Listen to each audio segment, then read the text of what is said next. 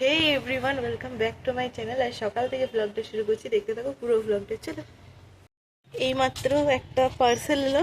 এইটার মধ্যে কি আছে চলো তোমাদের দেখাবো। রোদ, প্রচন্ড রোদ, গরম সেমনি। আর কালকে যে কি নাজেহাল অবস্থা হয়েছে চলো তোমাদের বলি।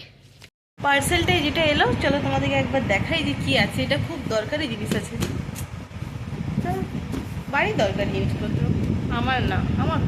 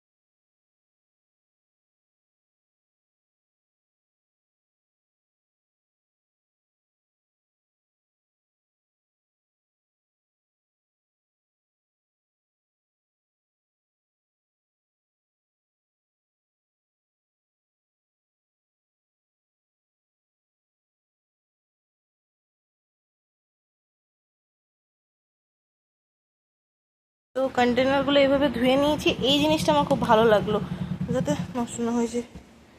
এবার দাঁড়াও, সব থেকে আগে এগুলোকে আনপ্যাক করি, বুঝলে?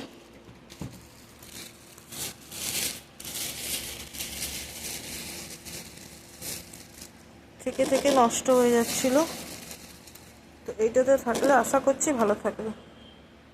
সমস্ত আঙুরগুলোকে যেমন এখানে রেখে দিলাম, তারপরে এই বক্সটা দিয়ে টাইট করে দেবো, মানে ঢাকনাটা দিয়ে টাইট করে দেবো। আর ফ্রিজে এগুলো না বেশ থাকে থাকে, একটার পর একটা বসে যাবে। এই গরমে আজ আমাদের সোজা সাপটা মেনু একবার তোমাদের বলি কি কি আছে। এখানে আছে শাক ভাজা। মানে কি শাক এটা? বাড়ির, মানে মিক্স শাক সব কিছু, বাগানে যেসব শাক ছিল সেগুলো। আর এটা হচ্ছে আম ডাল, টক ডাল, গ্রীষ্মকালে খাওয়া ভালো। আর এখানে হবে এঁচড়, হ্যাঁ এঁচড়টা আছে। আর এখানে দেখো কি বানাচ্ছি, আর হবে পুঁই শাকের চচ্চড়ি। আর হচ্ছে এখানে গ্রীষ্মকালে মানে কি হচ্ছিল বলতো, 2-3টে পটল শুকিয়ে যাচ্ছিলো, কিন্তু গরমের মধ্যে পটল ভাজা করব না, ইচ্ছে করলো না। তো পটলগুলোকে দিলাম মিক্সিতে, রসুন বেশি করে আর লঙ্কা দিয়ে বেটে। এবার তেলে এটাকে দিয়ে সামান্য নুন দিয়ে, হালকা চাইলে চিনি দিতে পারো, আমাদের ঝাল ঝাল পছন্দ তাই ঝাল ঝাল করছি। এইটাকে একটু বেশ ভালো করে মানে কষি কষি একটু রেঁধে নেবো, রান্না করে নেবো।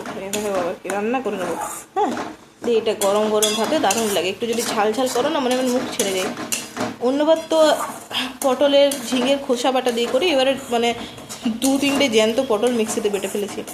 তবে জানো তো, বাটাবুটি শিলনোড়াতে ভালো হয়, কিন্তু শিলনোড়ায় এখন বাটাটা অসুবিধা ব্যাপার হয়ে গেছে মায়ের পক্ষে, তাই আগে আমার শিলনোড়াতেই বাটতো। কিন্তু ঠিক আছে, মিক্সিও কাজে দেয়, এমন না যে ভালো হয় না। কিন্তু বলে না যে উনুনের রান্না যেমন ভালো তেমনি শিলনোড়ার বাটা ভালো, সেরকমই আর কি। আর ওইদিকে দেখো, এখানে বানাবো পুঁই শাক আলু দিয়ে চচ্চড়ি। একদম সিম্পল সিম্পল হবে আজকে, এত গরমের মধ্যে একদম সোজা সাপটাই ঠিক আছে।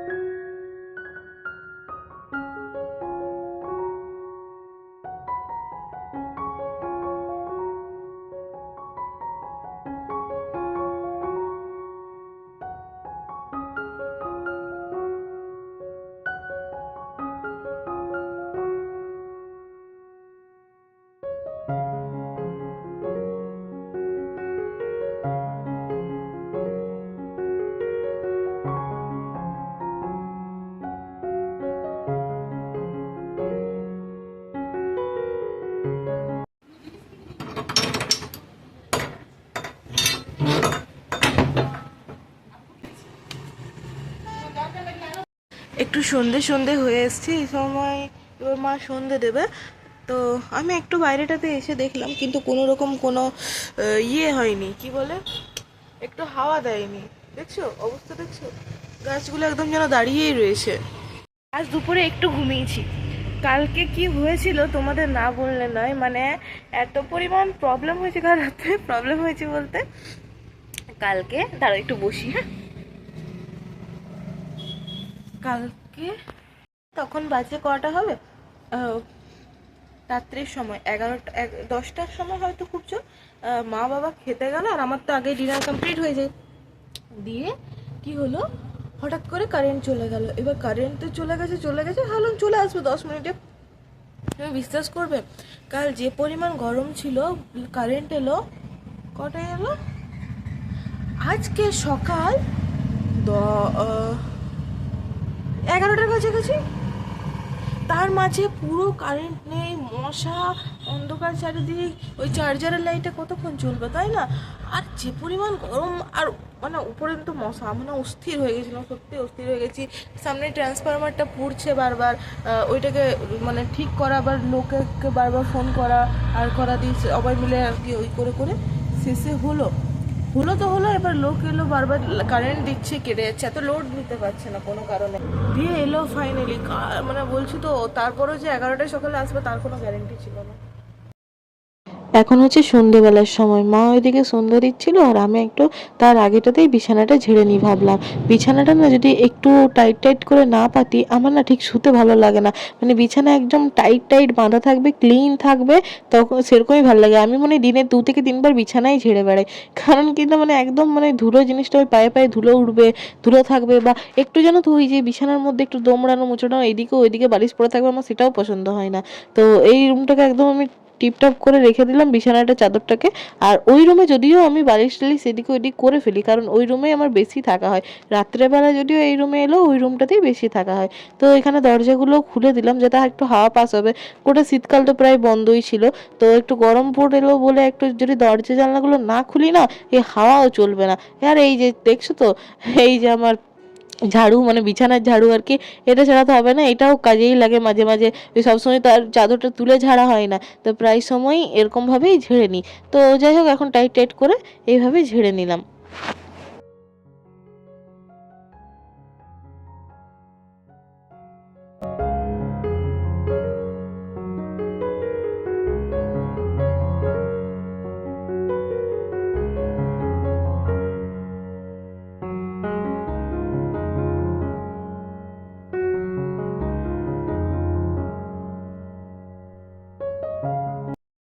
চলো, আমার বিছানাপত্র একটু ঝেড়ে নিলাম, অগোছালো হয়েছিল। এবার এবার আমি আমার নিজের কিছু কলেজে প্র্যাকটিকামের কাজ আছে, সেগুলো নিয়ে বসবো। তো এখনকার মতো আপাতত ভিডিওটা এখানেই রাখছি, যদি কন্টিনিউ করতে হয় তখন তোমাদের সাথে শেয়ার করবো। চলো, এখন হচ্ছে সন্ধ্যের সময়, বাজে কটা বাজবে, হয়তো 8টা হবে। তো হঠাৎ করে আহ, একবার মানে আজকে দেখলাম মা সে সকালে যে দুধটা আনা হয় বাড়িতে, সেই দুধটার মা আজকে চাটা কিছুই বানায়নি, তো অনেকটা মা রেখে দিয়েছিল, অনেকটা পরিমাণ। তো ভাবলাম আজ কিছু বানানো যাক। তো বানানো যাক বলতে, গরমকাল অবভিয়াসলি, তো আইসক্রিম বানাবো ভাবলাম। কারণ বাইরের আইসক্রিমটা না খুব বেশি মার চিনি দেওয়া থাকে, তো মানে কি বলতো, খাই না, খাওয়া হয় না এমন বলবো না যে আমি খাই না, খাই।